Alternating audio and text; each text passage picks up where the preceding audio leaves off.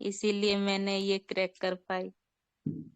ठीक है, पहले केस नरेट कर देते हैं।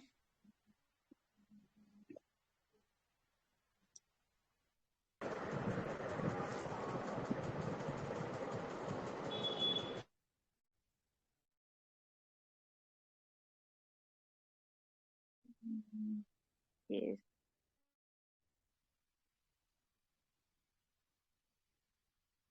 तो ये केस है 28 ईयर्स ओल्ड एक फीमेल पेशेंट का। उनकी शादी हुआ है और 1 साल हुआ है। ये आया था मेरे पास ये कंप्लेन लेकर के कि वो बोल रही थी कि उसका मेंसेस रेगुलरली नहीं हो रहा है। उसका पीसीओडी का प्रॉब्लम था। फैमिली हिस्ट्री में देखे तो मदर, फादर एंड ब्रदर थे। तो मैंने पूछा क्या हो रहा है बताओ। पेशेंट ने बोला कि मेंसेस नहीं हो रहा है रेगुलरली। दवाई लेती हूँ तो होता है और दवाई नहीं लेती हूँ तो नहीं होता है। तो मैंने पूछा कि कब से ये हो रहा है। उसने बोला कि मैं जब 10th स्टैंडर्ड में थी तब से ऐसा प्रॉब्लम हो रहा है। तो मैंने पूछा कि इसको लेकर के क्या टेंशन है। उसने बोला कि बस ये रेगुलरली हो जाए। अभी अभी इसकी शादी हुई थी, 1 साल हुआ है। तो मैंने पूछा कि ससुराल में कैसा है। उसने बोला कि अच्छा है, लेकिन सास थोड़ा टोकती है कभी कभी। हस्बैंड और ससुर अच्छे हैं, लेकिन मेरे मम्मी पापा थोड़ा जल्दबाजी कर दी, नहीं तो इससे और अच्छा ससुराल मिला होता।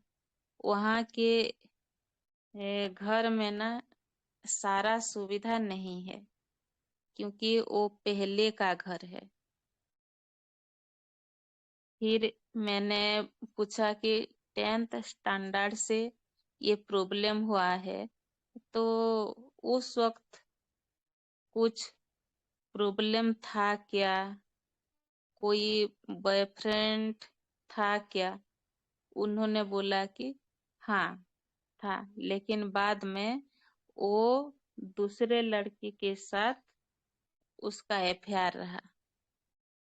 तो मैंने पूछा कि इसको लेकर के मन में क्या आता था क्या, कोई टेंशन और ये याद आता था क्या।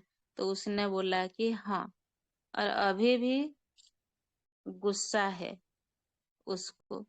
फिर मैंने उसकी मम्मी से बात की, वो पढ़ाई में कैसी है। तो उसकी मम्मी ने बोली कि वो पढ़ाई में अच्छी है, लेकिन जब एग्जाम नजदीक आता है तभी ये पढ़ाई में लगती है। फिर उसके नेचर के बारे में पूछा तो उसकी मम्मी ने बोली कि अच्छी है पढ़ाई के। जब ये पढ़ाई करने जाती थी बस में, तो वहां पर जो छोटे छोटे बच्चे थे उनकी देखभाल करती थी। और जब हम घर से बाहर जाते हैं तो घर में भी ये अपने भाई की देखभाल करती थी। शादी बहुत अच्छे से किया हम लोगों ने, लेकिन ये बोलती थी कि और अच्छे से होनी चाहिए, और अच्छे से होनी चाहिए। और जो चीजें लाए गए उसको बोलती थी कि इससे भी और अच्छा होना चाहिए। फिर मैंने उसके गुस्सा के बारे में पूछा तो उसकी मदर ने बोली कि ऐसे तो ये गुस्सा नहीं करती है, लेकिन इसके पापा थोड़ा गुस्से वाले हैं। वो जब गुस्से में बोल देते हैं तो ये भी गुस्से में बोल देती है, एब्यूजिव हो जाती है। मैं जब बोलती हूँ कि पापा को ऐसा नहीं बोलना चाहिए, ऐसा क्यों बोलते हो, तो वो बोलती है कि पापा जब बेवजह गुस्सा करते हैं तो मैं भी कंट्रोल नहीं कर पाती हूँ और बोल देती हूँ। फिर उसकी मम्मी ने बोली कि ये किसी चीज की खरीदना हो या कुछ करना हो तो ये मेरे को पूछती है, खुद डिसाइड नहीं कर पाती है। तो ये है केस।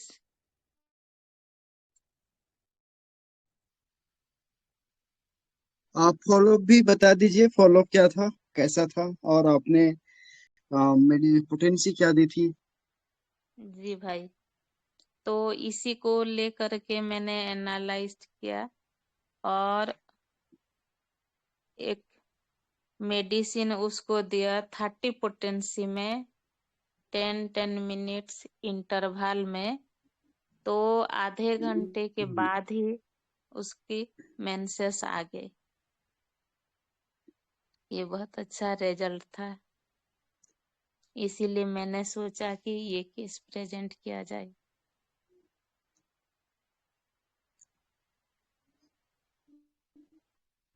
तो कोई और एनालिसिस जिन्होंने बोलेंगे? जिन्होंने हमारे सारे सेशन को जिन्होंने हमारे सारे सेशन को अटेंड किए होंगे, वो तो रेमेडी को क्रैक कर ही देंगे। जी भाई बिल्कुल, क्योंकि ये रेमेडी सो आप ही से ही सीखा है। सो आप और सभी अपना अपनी अंडरस्टैंडिंग शेयर करिए। जब आपका ये सेशन हुआ था उसके कुछ दिन के बाद ही ये पेशेंट आया और मैंने ये केस क्रैक किया था। बहुत बढ़िया, बहुत बढ़िया थी। थैंक यू भाई। सो हम चाहते हैं कि सभी डॉक्टर अपना अपना अंडरस्टैंडिंग शेयर करें। उसके बाद इस रेमेडी का जो है ना, हम लोग इसका कॉन्फ्लिक्ट देखेंगे, इसका इशू देखेंगे। सो एक एक करके अपना अपना अंडरस्टैंडिंग शेयर करिए। राजेश सर। सर जी। जी सर, जी सर, प्रणाम सर। बताइए। हाँ सर, इस केस को सर पढ़ने के बाद सबसे फर्स्ट में तो ये दिख रहा है कि सर जब वो प्यार में डिस्टर्ब हुई, जैसे उसका बॉयफ्रेंड जो है उसे दूसरी लड़की के साथ शिफ्ट हो गया, तो उसको ये पैथोलॉजी डेवलप हुई। हाँ, तो यहाँ तो हम एलिमेंट ऑफ लव डिसअपॉइंटमेंट में जाते हैं। फिर वो कह रही है अगर पापा जल्दी नहीं करते तो अच्छी ससुराल मिलती, इससे भी अच्छी ससुराल मिलती। और जब आप मैं मामी से उसके पूछ रही हैं तो वो भी कह रही कि चीजें लाओ, तो बोलती है कि अच्छा लाना चाहिए, अच्छा लाना चाहिए। तो इसका मतलब है किसी चीज से वो संतुष्ट नहीं हो पा रही। तो हम यहाँ आते हैं डिसकंसल्टेड फ्रॉम एवरीथिंग लिया। फिर वो देख रहे हैं अपने पापा से झगड़ा कर रही है, आपा खो दे रही है। यहाँ हम abusing anger beside beside one self में जा रहे हैं सर। तो हम जा रहे हैं यार, देख रहे हैं ये असंतुष्ट है, इसका कोर पॉइंट यही हमें दिख रहा है कि असंतुष्ट है। मतलब किसी चीज से संतुष्टि नहीं हो पा रही है। सामान लाओ तो उससे कह रही है कि इससे अच्छा और चाहिए। शादी हो गई, जबकि घर वाले कह रहे हैं कि बहुत अच्छी शादी की है हम लोग, बहुत तैयारी के साथ, फिर भी कह रही है इससे अच्छी शादी होती है हमारी। तो हम सर इसमें कोनियम मैक पे चले गए सर। धन्यवाद सर। बहुत अच्छा सर, बहुत अच्छा। पंकज निधि, आप सबका इनपुट लीजिएगा। जी भाई, बहुत अच्छा एनालिसिस सर। देखते हैं रेमेडी क्या आता है। और कोई बताएंगे? Hello ma'am. Hello. Case actually अभी आपसे सुना। तो ऐसा फील हो गया कि इस केस में उसको संतुष्टि नहीं मिली। So elements from disappointment complaining nature है। इतना किया, शादी तो बता के ही किया होगा ना। और मतलब ऐसा लगा कि वो बहुत ग्रीडी है, एंग्री। सो मैंने रुब्रिक लिया है elements from disappointment: anger beside one self, complaining, greedy, cupidity and irresolution. So pulsatilla आ रहा है। जी मैम। Nice analysis. और hello ma'am, good evening ma'am. जी सर। जो मैं केस आपने अभी नरेट किया तो मैंने इसको अभी जस्ट सुना है, तो मुझे लग रहा है मैम कि इसको जो चाहिए था वो मिला नहीं, है ना। हर चीज़ में ये बोल रही है कि ये ऐसा नहीं है, ऐसा होना चाहिए, तो डिसकंटेंटेड विथ एवरीथिंग। और पुराना उसका कुछ लव अफेयर था, तो उसमें उसके लिए वो डिसअपॉइंटेड है, तो एलिमेंट फ्रॉम लव डिसअपॉइंटमेंट। और क्योंकि घर में कुछ बोलते हैं तो ये जवाब दे देती है ना। तो जवाब दे देती है, तो यहाँ पर डिफाइंट लिया मैंने। और ये बोलती है कि बिना मतलब के मुझे बोलते रहते हैं, तो इसमें एक्वाजिशन, अनजस्ट एग्रावेशन, और खुद पे इसको विश्वास नहीं, इसलिए वो दूसरों की हेल्प से ही काम कर पाती है, तो वांट ऑफ कॉन्फिडेंस। तो ये सब मिला के एक हेडलेस भी है कि केयरलेस भी हेडलेस है ना। तो ये सब मिला के मुझे इग्निशिया की तरफ लग रही है। Hello ma'am. जी सर। जी नमस्ते मैम। Nice analysis. हेलो नमस्ते मैम, मैं मैम। बोलूं? जी मैम बोलिए। ये मेरे को ये लड़की जो है ना बड़ी मटेरियलिस्टिक लगी। बिकॉज देखो, शादी हो गई है ना। जब नॉर्मली एक लड़की की शादी हो जाती है, उसको थोड़ी थोड़ी अटैचमेंट हो जाती है अपनी ससुराल से, उसको मतलब एक्सेप्ट करना शुरू कर देती है। बट अब मैरिज के बाद वो कंप्लेंट कर रही है कि थोड़ा रुक जाते तो और अच्छा मेरे को घर मिल जाता, है ना। तो इसका मतलब उसको इमोशनल अटैचमेंट से ज्यादा मटेरियल, मतलब जो फिजिकल जो सुख साधन की वो चीजें वो ज्यादा अट्रैक्ट कर रही हैं, तो मेरे को ये मटेरियलिस्टिक लगी। और दूसरा, मोरल फीलिंग वांट भी है।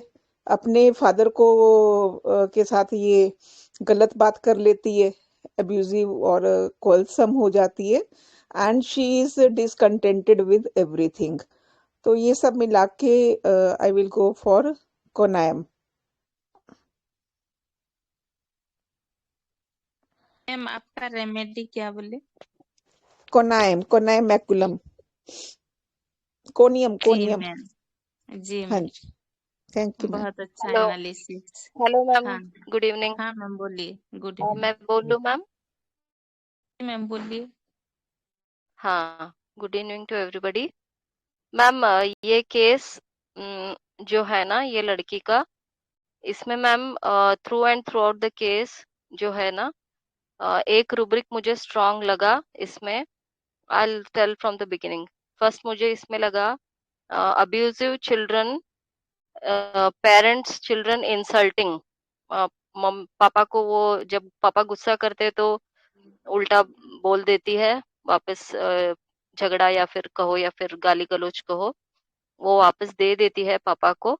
फिर बाद में इसमें और एक बात है, जब एग्जाम नजदीक आता है तभी ही पढ़ने बैठती है, और हर एक बात में उसका उतना कॉन्फिडेंस लेवल कम है, तो इसमें इरेजोल्यूशन लिया मैंने, that is hesitancy and uncertainty.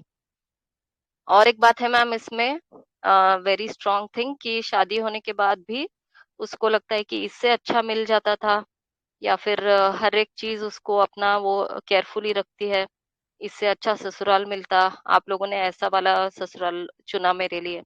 तो यहाँ पे मैंने लिया मैम ग्रीड क्यूपिडिटी।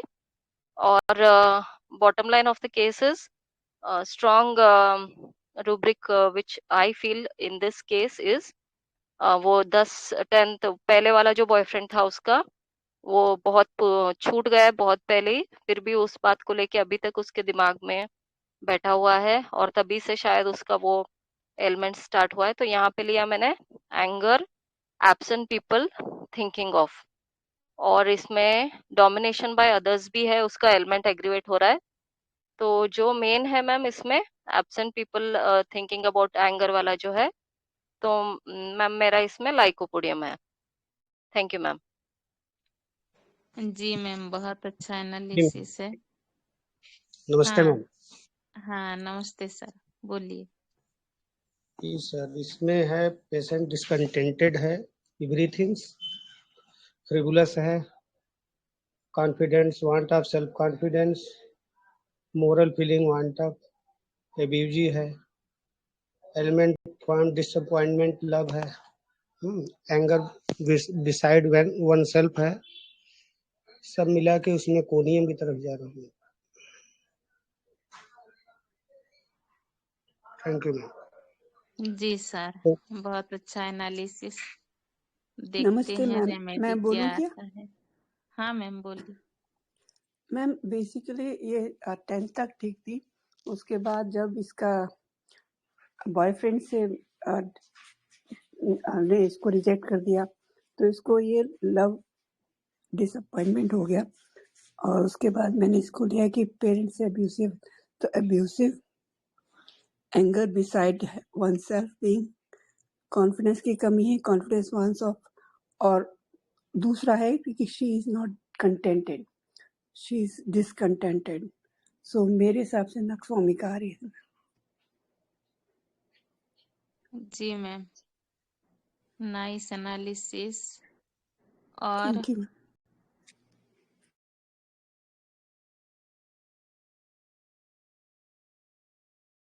कौन बताएंगे?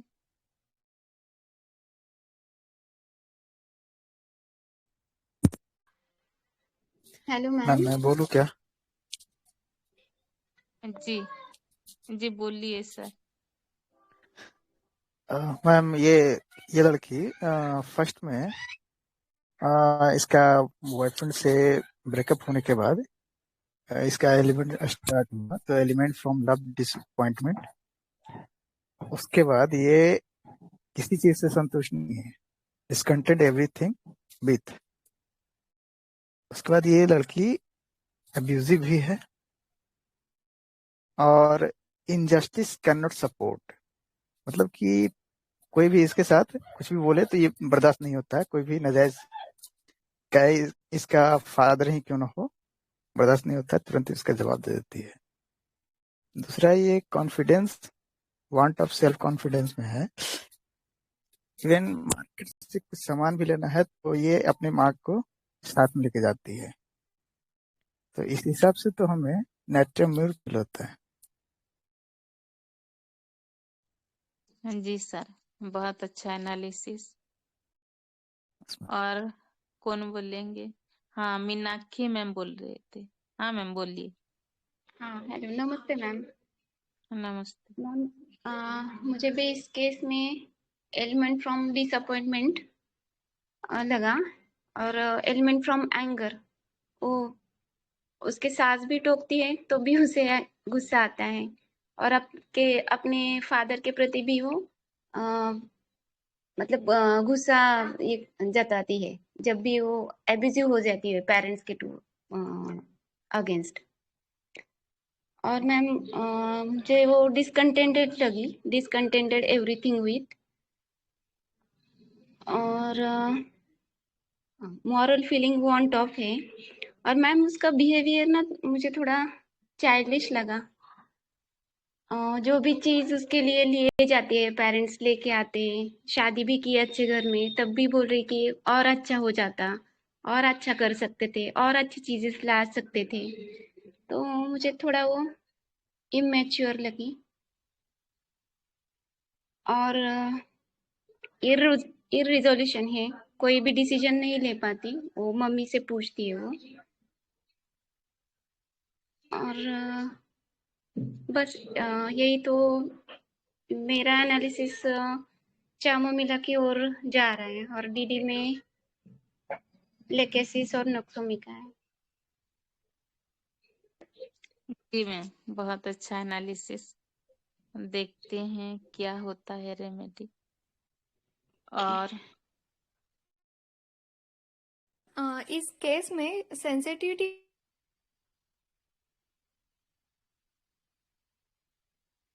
मैम आपका आवाज नहीं आ रही है। आया अभी? हाँ हाँ अभी आया। हाँ मैम, एक्चुअली इस केस में ना मॉरल फीलिंग वांट ऑफ से ज्यादा सेंसिटिविटी, वांट ऑफ सेंसिटिविटी ये रूब्रिक लग रहा है। मतलब मॉरल्स उसने तो तोड़े नहीं है, लेकिन उसको सेंसिटिविटी नहीं है। सेंसिटिविटी, वांट ऑफ सेंसिटिविटी, चिल्डरिंग, मतलब इन जनरल उस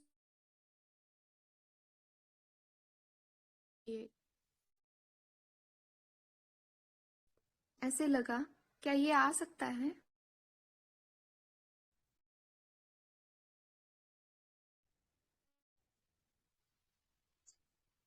हेलो। बिल्कुल जी। बिल्कुल आ सकता है। ये आप जो बता रहे हैं ना, मॉरल फीलिंग वांट ऑफ, ये आ सकता है इसमें। नहीं हेलो। सर। हाँ सर, आया आवाज? जी। हाँ हाँ, अभी आया, हेलो। बोलिए। हाँ सर, मुझे ऐसे लगा कि यहाँ पे इसने मॉरल्स कोई तोड़े नहीं है। मॉरल से भी ज्यादा सेंसिटिविटी, वांट ऑफ सेंसिटिविटी आएगा ऐसे लग रहा था, वही क्लियर करना था। नहीं नहीं, मॉरल तो तोड़ा ही है ना इसने। अपने फादर को गाली कौन देता है? इतना गुस्सा दिखा रही है, फादर को जो आता है वो गाली दे रही है। तो मॉरल, फादर को गाली देना सही है क्या, मॉरल है क्या? हाँ हाँ हाँ हाँ, ओके। सब में फिर वो सेंसिटिविटी, वांट ऑफ सेंसिटिविटी कैसे? थोड़ा कंफ्यूज हो रहा है दोनों में, क्योंकि ना ना, हम्म सेंसिटिविटी वहां वांट है ना, मतलब सेंसिटिविटी है नहीं, इसलिए उसको सेंसिटिविटी चाहिए ना। हम्म हम्म। चलो, इसको मैं आगे क्लियर करूंगा, ठीक है।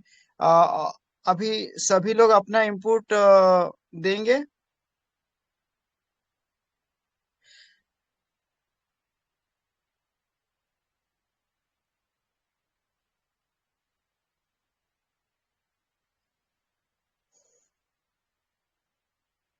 मधु बहन, आप बताइए। हाँ हाँ भाई, ये जो है बंदी बहुत मटेरियलिस्टिक लगी कि शादी होने के बाद में बंदा जो है एडजस्ट हो जाता है।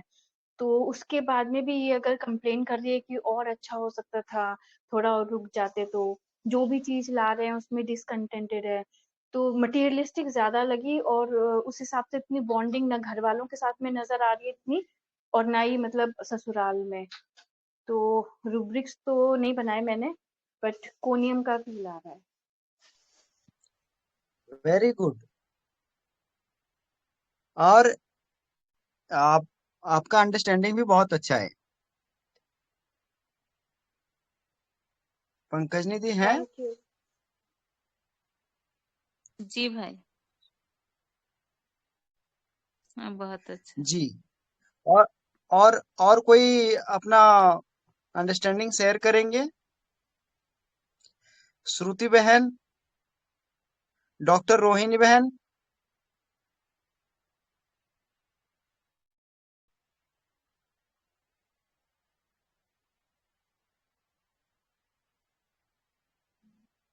डॉक्टर शीतल।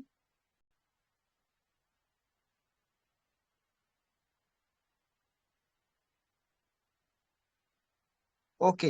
अम, पंकज निधि, आप केस को डिस्क्लोज कर दीजिए। जी भाई, सभी का एनालिसिस बहुत अच्छा था। रूब्रिक्स भी बहुत अच्छे थे। जैसे हम देखते हैं कि इसमें एलिमेंट्स फ्रॉम लव डिसअपॉइंटमेंट है, डिसकंटेंटेड विथ एवरीथिंग है, इरिजोल्यूशन है, एब्यूजिव है, मोरल फीलिंग वांट अप है, और एक रूब्रिक है इंटेलिजेंट बट लेजी। तो ये सारे रूब्रिक्स ले करके रेमेडी आया था कोनियम मैकुलेटम। तो कंग्रेचुलेशंस टू ऑल जिन्होंने कोनियम कहा। और ये नेट्रम म्यूर के बहुत क्लोज रेमेडी है, इसीलिए बहुत सारे लोगों ने नेट्रम म्यूर भी कहा है।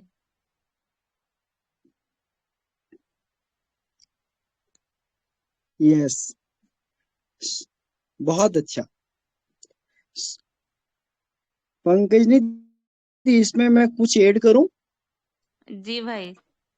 जी। ओके। सो इस केस में जैसे देखेंगे, इस केस में इस आप लोगों को याद होगा, हमने सेम केस जो है, एक ऐसा ही केस, सेम केस कॉनियम मेकुलेटम का प्रेजेंट किया था आईचेफ ग्रुप में, और वो यूट्यूब में भी हमारा वीडियो पड़ा हुआ है, जा करके देखना। सो कॉनियम मेकुलेटम जो रेमेडी है वो बहुत ज्यादा मेटरलिस्टिक रेमेडी है। उसका इमोशन जो है वो इमोशन से ज्यादा वो मेटरलिस्टिक है। वो उसके इमोशन बहुत ही कम है। तो यहाँ पर देखो, इस ये जो पेशेंट है, ये इसका कहना है कि मेरा शादी बाद में होता तो मुझे और अच्छा पति मिलता, जो मुझे मटेरियल चीजें मिल सकती थी वो नहीं मिल पाया है। तो मतलब शादी होने के बाद भी उसको वो जो उसको उसका सोच था, वो मेटल चीजों के प्रति जो लगाव है, आज चीजों का सोच चाहते हैं। आवाज मेकुलेटम जो कट हो रेमेडी रहा है है भाई। बहुत ज्यादा मेटरलिस्टिक रेमेडी है। मेरा आवाज कट हो रहा है? यस जी सर। भाई। जी सर। जी सर वॉइस ब्रेक हो रहा सो है। हमारे यहाँ थोड़ा सा यहाँ पर मैं लीव करके ज्वाइन करता हूँ।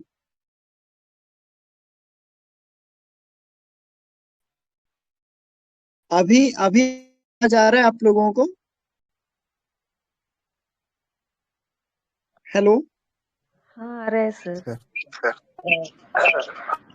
क्लियर है सर। हाँ, दरअसल अभी अब मौसम ठीक नहीं है हमारे यहाँ, वो बरसात हुई है, तो इसके लिए हो सकता है आप लोगों को नेटवर्क प्रॉब्लम के चलते सुनाई कम दे रहा हो। आ, आप लोगों को कहाँ तक सुनाई दिया था, थोड़ा एक बार क्लियर कर दे, फिर मैं वहां से कंटिन्यू करूंगा।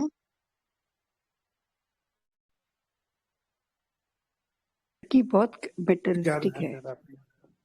रियलिस्टिक है कौन। हाँ, तो ये जो कॉनियम मेकुलेटम है ना, वो इतना मेटरलिस्टिक मेडिसिन है ये, कि मटेरियल चीजों के चलते जो है ना, अपनों लोगों से भी जो इमोशनल कनेक्शन होता है ना, वो कम कर लेता है। ये कॉनियम मेकुलेटम का जो अभी जो ये जो पेशेंट है, इस स्पीड देखने को मिल रहा है कि इसको शादी होने के बाद भी इसको क्या है कि मुझे और अच्छा पति मिल सकता था, मुझे और ज्यादा ऐशो आराम मिल सकता था, मुझे और ज्यादा लग्जरियस लाइफ मिल सकता था। मेरे मम्मी पापा ने जल्दी शादी करी, अगर लेट से शादी करता तो और अच्छे लड़के को मैं पा सकती थी। तो ये इसका थिंकिंग यार, ये थिंकिंग बहुत ज्यादा डायरेक्ट इंडिकेट कर रहा है कि ये प्रॉपर मेटरलिस्टिक सोच है।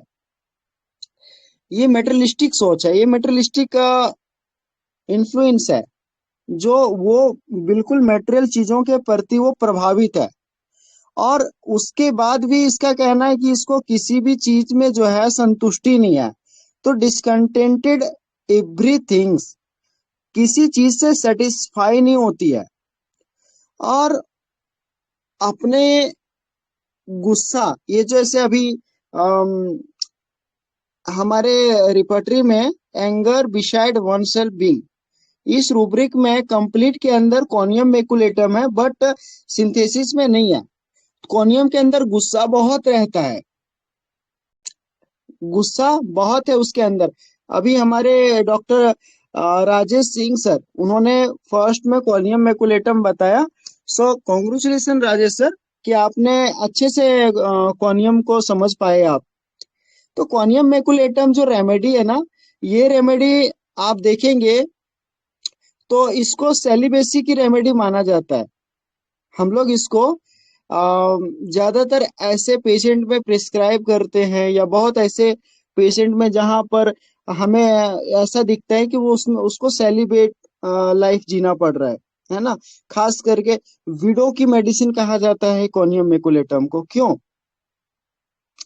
क्योंकि कॉनियम के अंदर जो है ना बहुत सारे ऐसे सिम्टम है जहां पर कॉनियम अपना अलोन लाइफ जो है ना उसको जीने में उसको बहुत ही तकलीफ आती है। कॉनियम मेकुलेटम आपको एलिमेंट्स फ्रॉम सेक्सुअल एक्सेसेस में मिलेगा। तो कॉनियम मेकुलेटम का ये जो सेक्सुअल एक्सेसेस होता है ना उसने जो अपने लाइफ में जो मजा लिया होता है ना वो बहुत ही ज्यादा रहता है। और जब वो जो मजा जो लिया रहता है और जब उसको किसी कारणवश नहीं मिल पाता है या उसको नहीं प्राप्त होता है तो वो एलिमेंट्स फ्रॉम सेलिबेसी में जाता है। तो ये जो elements from celibacy, sadness from continence, ये जो स्टेट जाता है ना जहां पर अपना उसको ना चाहते हुए भी सेक्सुअल प्लीजर को उसको कंट्रोल करना पड़ता है या खुद को संयम में लाना पड़ता है, या उसको डिजायर तो है लेकिन उसको मिल नहीं पा रहा है, तो कॉनियम मेकुलेटम ऐसे स्टेट में जाता है। मेरा जो केस था ना वो मेरा केस ऐसा था उसमें कि एक अनमेरिड गर्ल का केस था वो, जहां पर उसको यूट्रस में फाइब्रोड हुए थे और साथ में उसको ब्रेस्ट में ट्यूमर हुआ था, सर्वाइकल का पेन था एंड डिप्रेशन का इशू था।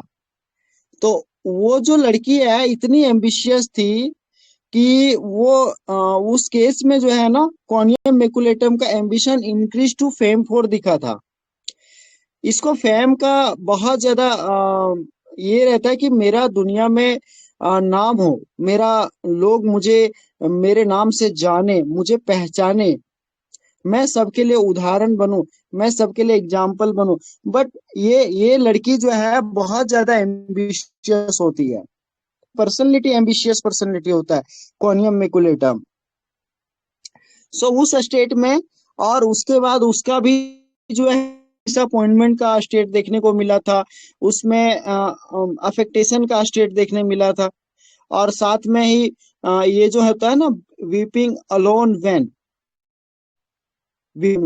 तो आपको नेट्रम म्यूर के साथ वीपिंग अलोन वेन में आपको कॉनियम मेकुलेटम साथ साथ चलता है, कंसोलेशन एग्रावेशन। तो कॉनियम मेकुलेटम एंड नेट्रम म्यूर ये जो स्टेट है ना वो बहुत साथ साथ चलते हैं। बट नेट्रम म्यूर और कॉनियम मेकुलेटम ये जो स्टेट है इसका लव डिसअपॉइंटमेंट का स्टेट जो है इसका, तो नेट्रम म्यूर का स्टेट जो रहता है वो डिग्निफाइड रहता है, कॉनियम मेकुलेटम का डिग्निफाइड क्वालिटी नहीं रहता है। नेट्रम म्यूर अगर आप देखेंगे तो दोनों ग्रीफ है, दोनों के अंदर ग्रीफ भरा पड़ा है, ठीक है, नेट्रम म्यूर में भी है, कॉनियम मेकुलेटम में भी है। कॉनियम मेकुलेटम को देंगे तो एम्बिशन है वो बहुत ज्यादा केयरिंग है, रिस्पॉन्सिबल है एंड ठीक है, जबकि कॉनियम मेकुलेटम के अंदर ऐसी कोई भी क्वालिटी नहीं है। कॉनियम मेकुलेटम ओनली आपको केयर फुल ऑफ में मिलेगा, बट उसके आगे आपको रूब्रिक नहीं देखने मिलेगा, जो सब रूब्रिक में आपको नेट्रम म्यूर दिखेगा। नेट्रम म्यूर अपने पेरेंट्स से, अपने फैमिली से बहुत ज्यादा अटैच होता है, मदर से अटैच होता है, लेकिन आपको कॉनियम मेकुलेटम आपको नहीं नहीं देखने मिलेगा, ठीक है। अभी आप देखेंगे नेट्रम म्यूर का तो बहुत सारे केसेस हुए हैं और कॉनियम मेकुलेटम का भी हुआ है। मैं थोड़ा सा इस केस में बता रहा हूँ कि नेट्रम म्यूर और कॉनियम मेकुलेटम का जो डिफरेंशिएशन पॉइंट है वो क्या क्या हो सकते हैं। तो आप सभी जानते हैं नेट्रम म्यूर जो है, नेट्रम म्यूर जो है अपनी डिग्निटी को लेकर के वो जो है वो अपना सारा उसका एक्शन रहता है, बट कॉनियम मेकुलेटम के अंदर ऐसा नहीं रहता है। तो ये सब चीजें हैं जो नेट्रम म्यूर और कॉनियम मेकुलेटम को अलग करता है। कॉनियम मेकुलेटम का और भी बहुत सारे फेसेट हैं जहां पर आपको फियर सुपरस्टिशियस का स्टेट दिखेगा। आपको एक स्टेट ऐसा दिखेगा जहां कॉनियम मेकुलेटम जो remedy elements from reverse of Fortune में जाता है, वो अनफॉर्चुनेट में जाता है, वो elements from reverse and Fortune and sadness reverse and Fortune. तो कोनियम मेकुलेटम के लाइफ में उसको जो मेटेरियल सुख देने वाले जो रहते हैं ना, या उसको जो प्लीजर देने वाला रहता है, जब वो प्लीजर देने वाला पार्टनर नहीं रहता है, ठीक है, जो उसको प्लीजर दे रहा था, जब वो पार्टनर नहीं रहता है, तो वो जो दुख है, वो जो गम है, वो इसको सेलिबेसी में लैंड कराता है, क्योंकि उस प्लीजर को वो भूल नहीं पाता है, वो इच्छाएं जो रहती है ना, वो भूल नहीं पाता, वो कंटिन्यू बना रहता है उसके दिमाग में। सो इसलिए कोनियम मेकुलेटम का एक रूब्रिक है, डिलूजन, ही इज या गूज।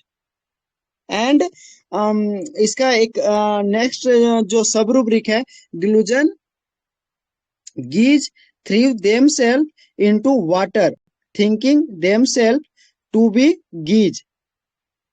तो ये रूब्रिक थोड़ा सा समझेंगे। ये रूब्रिक ऐसा है, आप लोगों ने डिलूजन, ही इज या गूज, तो आप लोग गूज गूज किसे कहते हैं, आप लोग जानते हो? कोई बता सकते हैं गूज क्या होता है?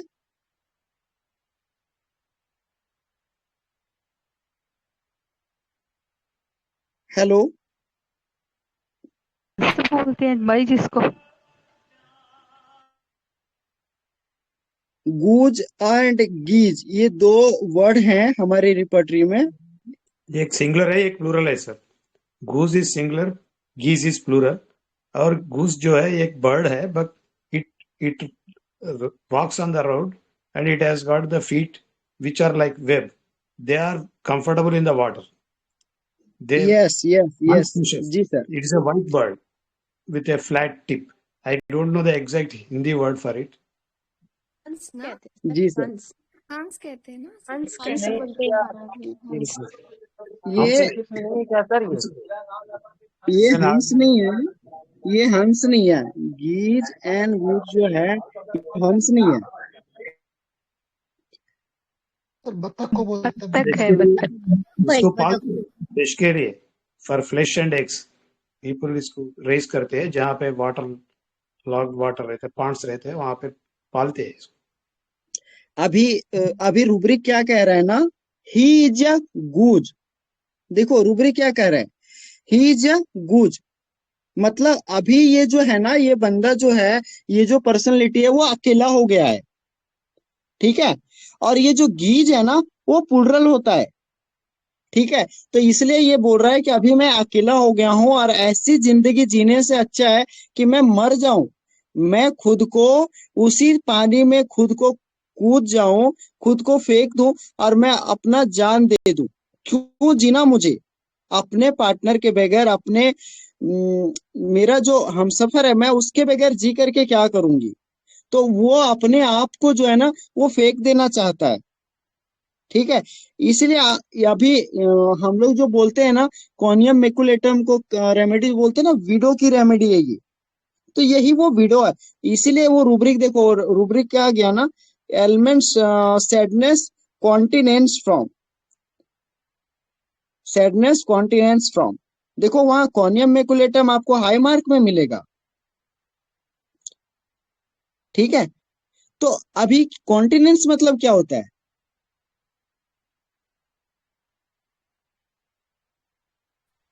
कोई बताना चाहेंगे? आत्मसंयम, आत्मसंयम। ओके ओके, इंद्रिय निग्रह सर। हाँ हाँ, और थोड़ा सा इसको, थोड़ा अपने अनुसार से इसको सोचिए ना। सर कंट्रोल अंकल जैसे जिसमें सोचे ना, इनकॉन्टिनेंस ऑफ यूरिन बोलते हैं, जब यूरिन या कंटिन्यूअसली आई हो वाज जाती आल्सो है। गोइंग टू से ये सेम। कंटिन्यूस जो है, इसको कॉन्टिनेंस इच्छा जब रहता आप है, कंट्रोल कंटिन्यूस में करके इच्छा रखते रहता हैं। है, मगर जबरदस्ती से रुका जाता है। ये आत्म संयमन नहीं है, ये जो है फोर्सबुल इनिबिशन है, या फोर्सबुल कंट्रोल है। इसको इच्छा रहता है, मगर वो चारे नहीं है, इसको दूसरा रास्ता नहीं है, इसीलिए उसको जो है बंद के रखता है। Voluntarily So this control. is नहीं, forcible control, forcible forcible control control of your feeling है। and emotions. Yes, In yes. widows, especially if we consider in widows, it indicates directly to the sexual desires. This is they are suppressing their emotions and feelings towards their sexual desires. This is continence. Yes. So अभी अभी आप लोगों ने बहुत अच्छे से समझा होगा। आप लोगों को एक एग्जांपल देता हूँ कॉन्टिनेंस का, कि अभी समझो कि हमारे पास रिपर्टरी में बहुत ऐसे रूब्रिक है जो बहुत ज्यादा सिमिलर चलते हैं ना। तो यहाँ पर वो सैडनेस जा रहा है, क्यों जा रहा है? उसको कॉन्टिनेंस के चलते जा रहा है। तो जब उसको किसी चीज का बहुत ज्यादा डिजायर है, बहुत ज्यादा क्रेविंग है, ठीक है, या बहुत ज्यादा उसको इच्छा है, लेकिन उसको मजबूर होकर के उसको क्या करना पड़ रहा है? उसको उस चीज को संयम में लाना पड़ रहा है, ठीक है। जैसे अभी आप देखेंगे सैडनेस फ्रॉम कॉन्टिनेंस, जहां पर बेलाडोना है, बेलाडोना को उसका अम्यूजमेंट, उसका प्लीजर, उसका मजा मस्ती उसको चाहिए, लेकिन अब डॉक्टर बोल रहा है यार तुझे तो ये सब जो चीजें जो है छोड़नी पड़ेगी, या तुझे अब आपको केयरफुल होना पड़ेगा, आपको परहेज करना पड़ेगा, ठीक है। तो वहां पर बेलाडोना सैड हो जाता है, दुखी हो जाता है कि अब मुझे वो सब जो है रोकना पड़ रहा है। मुझे वो जो मैं इतने दिनों से उसको कंटिन्यू मैं उन चीजों का सुख लेता आया हूं, लेकिन अब मुझे वही चीजों को छोड़ना पड़ रहा है, ठीक है। तो कॉन्टिनेंस एक आत्म संयम है, एक एक जैसे होता है ना ब्रह्मचर्य, हम लोग जो बोलते हैं ना, वैसा एक ब्रह्मचर्य है कि हमने खुद एक व्रत ले लिया कि अब मैं वो सब चीजें जो है अभी मैं नहीं कर सकता। तो एक ऐसा स्टेट है कॉन्टिनेंस का जहां पर ये सेलिबेसी के बहुत करीब दिखता है, ठीक है। तो जहां तक मैं समझा हूं कि ये जो कॉनियम मेकुलेटम होते हैं, जब इसके लाइफ का जब एक अहम पार्टनर जब चला जाता है ना, तो ये फिर जो पर्सनलिटी होता है, उससे जो सुख मिल रहा होता है ना, उससे जो प्लीजर मिल रहा होता है, वो प्लीजर नहीं मिल पाने के चलते ये सेलिबेसी में जाता है। एंड इसका फॉर्चून जो रहता है ना, वो पार्टनर ही रहता है। इसका लाइफ का जो सूरज होता है, इसका लाइफ में जो प्लीजर देने वाला जो होता है, वो इसका पार्टनर होता है। वो इसका जो फॉर्चून होता है, वो फॉर्चून इसका 360 डिग्री चेंज हो जाता है। जैसे इसका लाइफ का फॉर्चून ही चला गया, तो फिर वो उन चीजों को आज भी मिस करेगा जो उसको अपने पार्टनर से मिला है। वो भले पार्टनर को मिस करे ना करे, लेकिन पार्टनर से जो मिल रहा था सुख, उन चीजों को वो मिस करेगा। तो वहां भी आपको उसका मेटेरियलिस्टिक गुण दिखेगा कि वो पार्टनर को याद ना करके पार्टनर से जो मिलने वाला सुख था, उन चीजों को वो बात करेगा कि मुझे मेरा पार्टनर जो था वो मुझे ये ऐसे चीजों को ला के देता था, मुझे ऐसे विश करता था, मुझे ये गिफ्ट करता था, ठीक है। सो अभी मुझे वो कोई करने वाला नहीं है, ठीक है। या मैं आज भी मिस करती हूँ कि जो प्लीजर मेरा पार्टनर देता था वो मुझे मिल पाता। तो वो पूरा पूरा आप देखेंगे ना कि उसके जाने का जो दुख है वो ये है कि उसका जो पार्टनर से मिलने वाला जो सुख था, उसको जो प्लीजर था, वो मटेरियल चीजों को आज भी वो पाना चाहता है। मटेरियल सुख ही वो ज्यादा पाना चाहता है। तो या तो उसको सेक्सुअल प्लीजर हो, या भौतिक स्थूल जगत के मटेरियल वस्तुएं हो, तो उससे जो मिलने वाले सुख हैं या उससे मिलने वाला जो प्लीजर है, उन चीजों को वो याद करता है, ठीक है। तो इसलिए हम लोग बहुत ज्यादा इसको जो रेमेडी है वो खास करके जैसे हार्ड स्टोनी ट्यूमर, इसका जो ट्यूमर होता है ना, वो बहुत ही पत्थर की तरह होता है, बहुत ही हार्ड होता है, और स्टोनी लाइक ट्यूमर होते हैं इसको, राइट। आप लोगों को ये याद आ रहा होगा क्योंकि ये थेरापेटिक में बहुत ज्यादा यूज होता है। तो ये हार्ड और अस्टोनी लाइक जो ट्यूमर होते हैं ना, ये क्यों होते हैं, कोई बता सकता है? कॉनियम मैकुलेटम को ये पत्थर जैसा ट्यूमर क्यों होता है?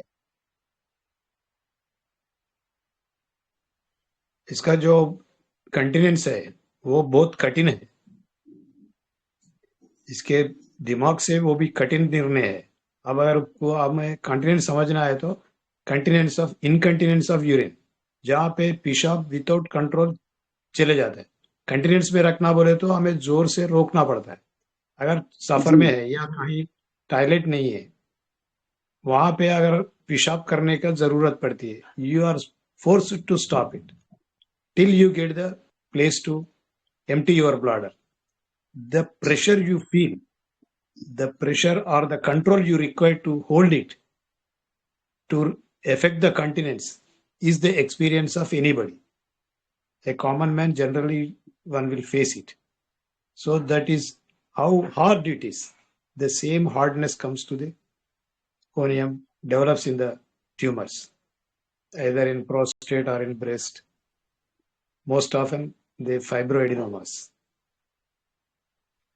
Sir, we take it as when the person gets any sort of swelling or impact of fibrin accumulation, हम उसको इस तरह लेते हैं जैसे बंदा ग्रीड क्यूपिडिटी में रहता है, वो बंदा असल जिंदगी में भी जो कुछ भी उसके पास है उसको मतलब कलेक्ट करता है, उसको संभाल के हर एक चीज को भी संभाल के रखता है। तो यहाँ पे भी क्या होता है, फाइब्रिन एक्यूमुलेशन जैसे हम लोग शुगर पेशेंट में देखते हैं जो बहुत ग्रीडी रहते हैं, वो usually they end up in diabetic. तो greed cupidity is the reason why fibrin gets accumulated in very stony hard form, और उसका मेन जो नेचर रहता है ना, दैट इज द रीजन यहाँ पे कलेक्शन हो जाता है, क्योंकि उसको असल जिंदगी में भी सब कुछ एक्सेस चाहिए और कलेक्शन करना चाहता है, किसी को देना नहीं चाहता है। So the psychodynamics goes like this. Thank you. Hello sir, conium mac का एक एक्शन ग्लैंड्स पे भी रहता है, तो वहाँ पे ग्लैंड्स में इंड्यूरेशन मिलता है, उसकी वजह से भी अपने को मैमिज का यूटेरस टेस्टिस में कैंसर और सिस्ट मिलती है, हार्डनिंग मिलती है। ये भी एक फिजिकल सिम्टम्स है।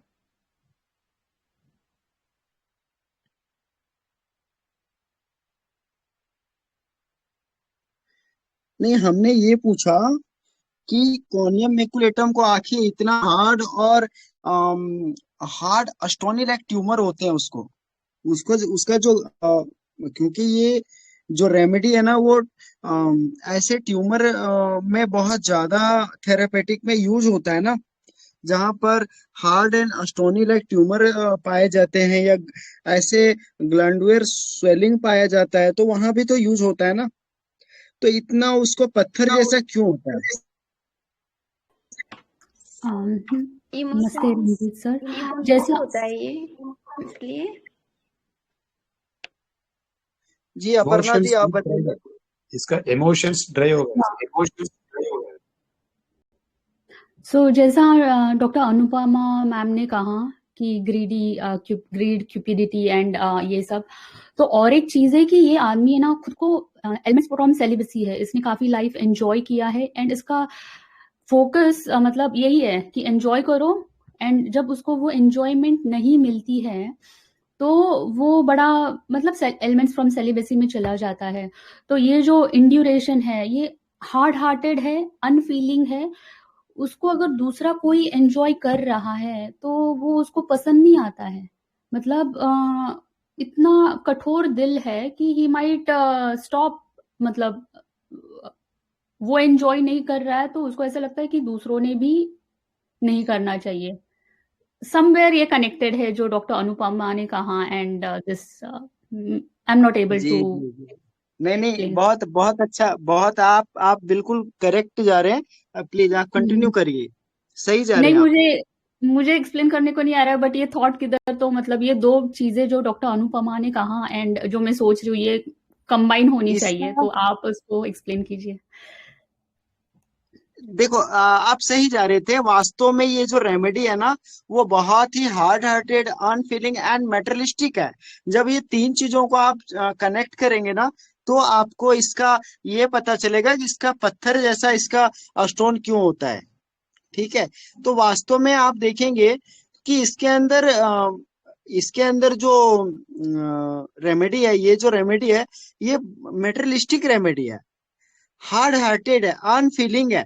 मतलब इसको पार्टनर से जो इसका पार्टनर के प्रति जो लगाव है, या जो जो चाहते हैं इसको मेटेरियलिस्टिक सुख मिले, तो इसलिए इसके अंदर जो है ना, वो एक स्टोनी एंड हार्ड ट्यूमर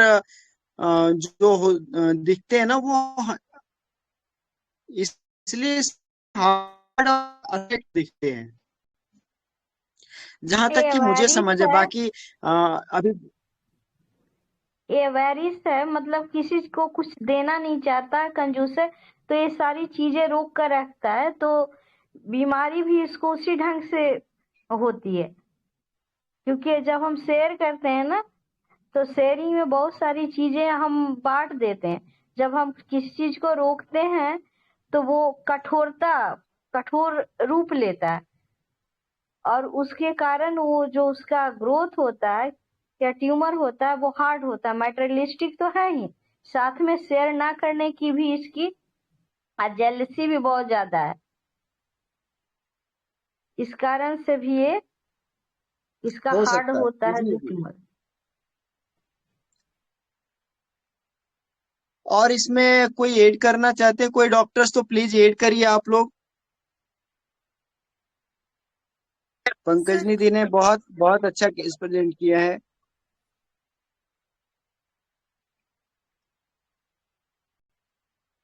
जब आप जी शेयर कोई करते बोल। हैं ना, तो हल्के होते हैं। शेयर करके आप खुश होते हैं, किसी को कुछ देकर आप अच्छा फील करते हैं।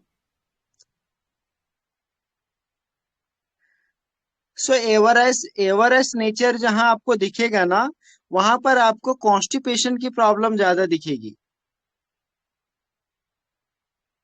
मालती मैम, आप सुन पा रहे हैं? जी सर। जहां आपका एवरेस्ट नेचर जिस रेमेडी में बहुत ज्यादा दिखेगा ना, वहां कॉन्स्टिपेशन का इश्यू आपको ज्यादा दिखेगा। वो छोड़ना नहीं कॉन्स्टिपेशन चाहता। भी, और कैंसर्स वगैरह भी सर। कैंसर में भी आप जाकर देखेंगे ना, लेवराइस वाले को कैंसर्स होते हैं।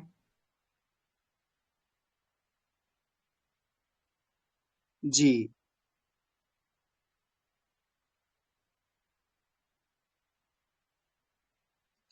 आ, और कुछ ऐड करना है किसी को? रंजीत सर, मैं कुछ बोलूं? बिल्कुल बिल्कुल। हाँ सर, मैंने ओपीडी में एक पेशेंट देखा था। मतलब मैं सोचती थी, जहाँ मेरा थिंकिंग था कि मटेरियलिस्टिक थिंग, लैविशनेस और बहुत सारा जो मतलब इंसान को एम्बिशियसनेस, हायर अचीवमेंट्स का जो एक फील रहता है, मैं सोचती थी कि थोड़ा मिडिल क्लास या अपर मिडिल क्लास लोगों को बहुत रहता है। पर ऐसा हुआ कि ओपीडी में one lady used to come to me, जो मतलब पहले भैंस वगैरह चराती थी, पर बाद में जब उसका फैमिली हिस्ट्री मैंने पूछा, तो मालूम हुआ कि even though they were very lower poor class, तो वो लेडी इतना ग्रीड क्यूपिडिटी में और एवराइज में थी। मतलब कुछ भी हो घर में, उसको बांटना नहीं है किसी के साथ, ना किसी को कुछ देना है। बाजू अगल बगल में इनके पास नेबर्स के साथ उसका झगड़ा होता था, और 1 फुट मेरा इधर आए मेरा उधर गया, वो भी झगड़ा उनका हिस्ट्री में था। वो विडो भी थी, तो मैं उसको कोनियम से ट्रीट करती थी।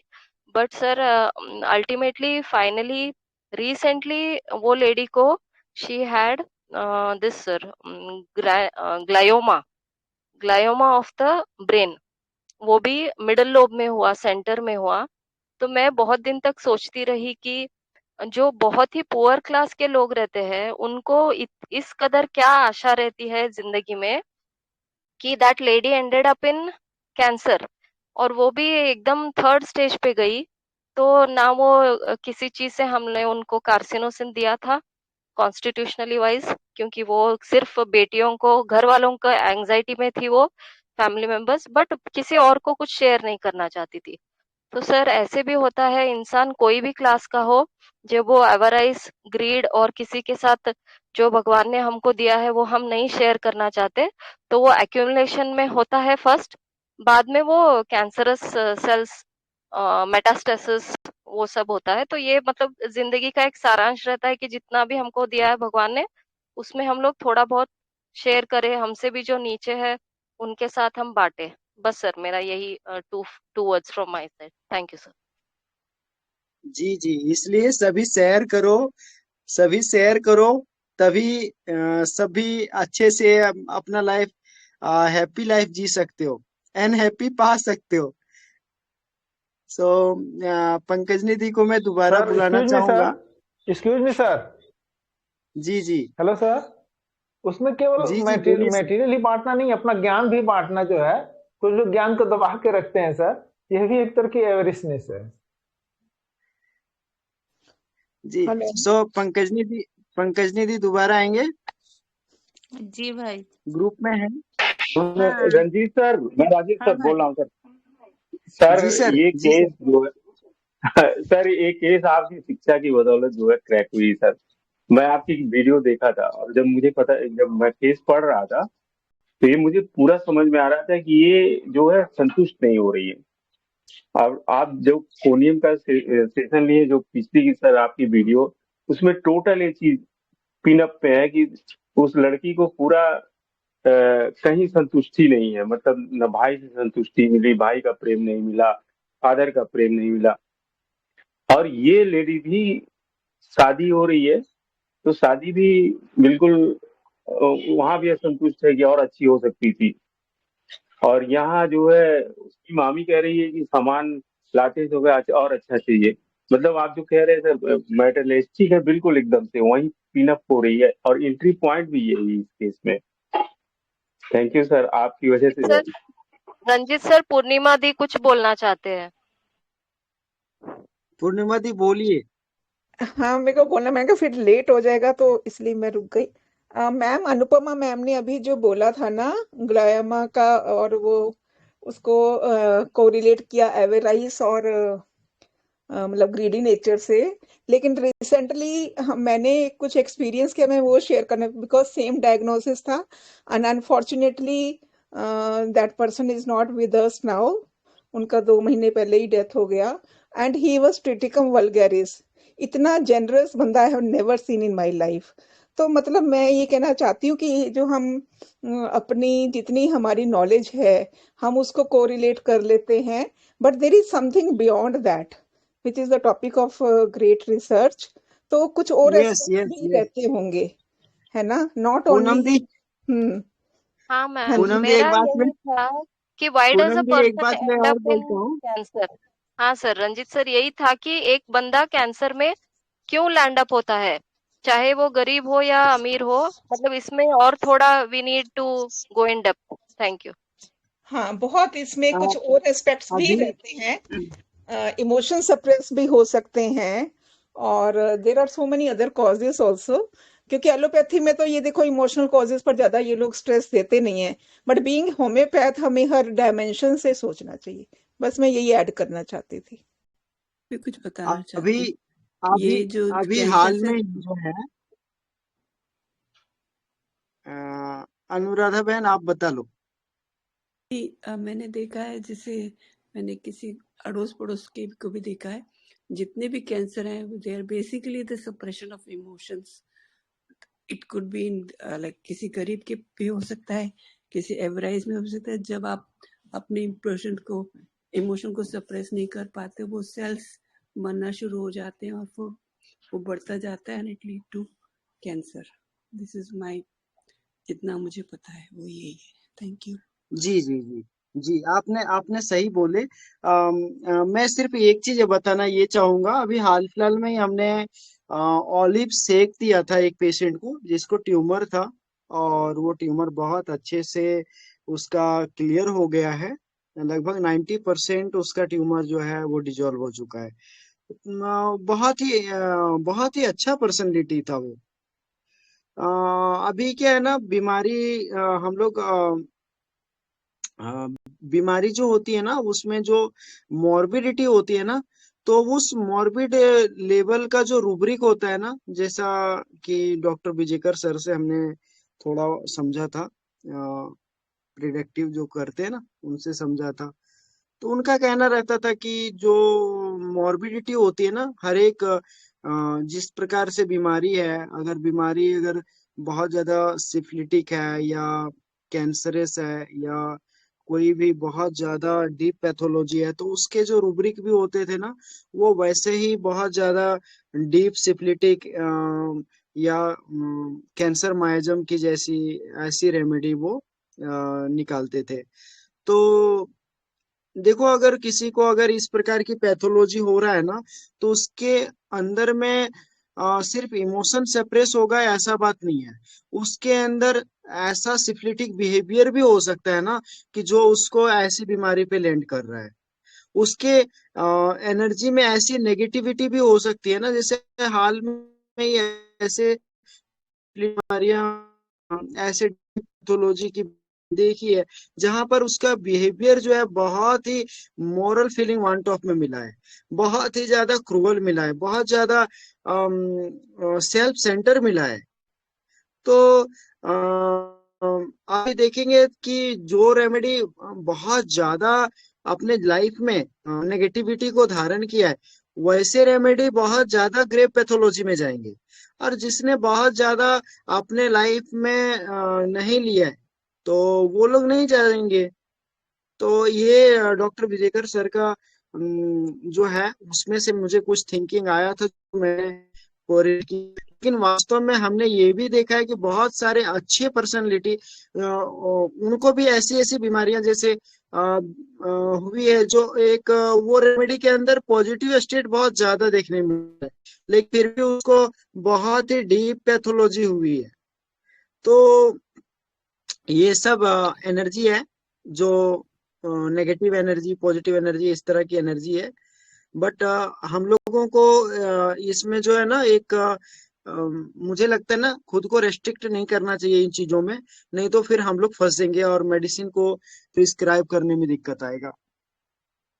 नहीं सर, एग्जैक्टली अति मैं भी यही सर्वत्र कहना चाहती थी कि we should keep our ends loose, कि हम एक ही चीज भी अगर फिक्स बना लेंगे ना, साइकोडायनेमिक्स को भी लेकर या रेमेडी को लेकर, तो हम कहीं ना कहीं अपने आप को रोक रहे हैं, बांध रहे हैं। तो हमें थोड़ा सा लूज एंड्स रखने चाहिए। और पेशेंट जो हमें सिखा कर जाता है, उससे बढ़िया कुछ बात नहीं हो सकती। और ये जो वाटर एलिमेंट, अर्थ एलिमेंट और एयर एलिमेंट, फायर एलिमेंट, ये अगर आपके बैलेंस में नहीं होंगे तो पैथोलॉजी आने की, अगर वाटर एलिमेंट भी एक्सेस में है तो पैथोलॉजी आएगी ही आएगी। तो ये सब चीजें डू मैटर। Thank you. अति सर्वत्र बढ़ जाते, चाहे So, अच्छा हम ज्यादा सभी अच्छा हो या बुरा। बिल्कुल बिल्कुल। सर सो हम सभी हाँ, एक चीज जानते हैं कि जो हम लोगों ने सीखा है वो शेयर करो, और सब शेयर करेंगे तो सब ग्रो करेंगे। और इस बात को मैं डॉक्टर पंकजनी दी को फिर से मैं बहुत बहुत धन्यवाद देता हूँ कि उन्होंने बहुत ही अच्छा केस प्रेजेंट किए, और उससे फिर से कॉर्नियम मैकुलेटम हम लोगों को पढ़ने मिला।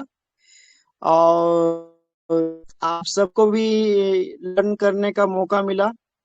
सो जितने भी डॉक्टर्स ने पार्टिसिपेट किए हैं केस में, उन सबका मैं बहुत बहुत धन्यवाद देता हूँ। एंड WHF का जो हमारे मेंटोर्स टीम है, मैं उनको बहुत बहुत धन्यवाद देता हूँ।